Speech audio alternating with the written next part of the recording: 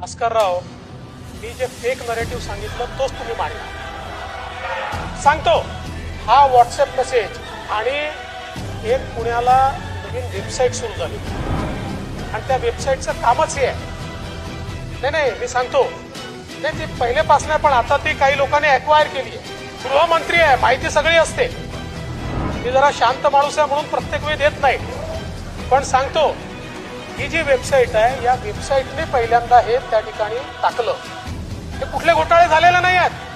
म्हणून तर मी म्हटलं तुम्ही देखील शहानिशा न करता व्हॉट्सअप वाचून दाखवलं ना आम्हाला. व्हॉट्सअपच होता ना, तुम्ही त्याचं कुठलंही व्हेरिफिकेशन केलेलं नाही. मी आता त्याच्यावर गुन्हा दाखल करणार. तुमच्यावर नाही, तुमच्यावर नाही. तुम्हाला तो अधिकार आहे. ज्यांनी हा फेक नरेटिव्ह तयार केला त्याच्यावर मी गुन्हा दाखल करणार. आज या निमित्ताने या सभागृहाला आश्वस्त करू इच्छितो, कोणतीही शंका मनात ठेवू नका. जी आश्वासनं आम्ही दिलेली आहेत, ज्या योजना आम्ही सुरू केलेल्या आहेत, एकही योजना आम्ही बंद होऊ देणार नाही. ज्या लाडक्या बहिणींनी महायुतीवर प्रेम दाखवलं,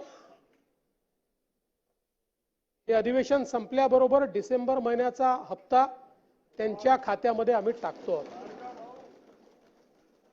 आणि काहीच बदल नाही. नाना, मी या ठिकाणी स्पष्ट करू इच्छितो, कुठलेही नवीन निकष नाहीत. आता तर सगळ्यांनाच टाकतो. पण ॲपरंटली असं लक्षात येत आहे की काहींनी 4-4 खाती उघडलेली आहेत. जसं समाजामध्ये चांगल्या प्रवृत्ती असतात, त्याच्या काही वाईट प्रवृत्ती असतात. एखादी योजना जर चुकीच्या पद्धतीने कोणी वापरत असेल तर जनतेचा पैसा आहे, तुमची आमची सगळ्यांची जबाबदारी आहे की तो योग्य प्रकारे गेला पाहिजे. आता मागच्या काळात आम्हाला लक्षात आलं, माणसानीच 9 खाती काढली. आता त्याला लाडकी बहीण म्हणायचं कसं? पण लाडका भाऊ म्हणू शकत नाही, कारण बहिणींच्या पैशावर डल्ला मारतो तो लाडका भाऊ कसा? त्यामुळे असे जे आहेत,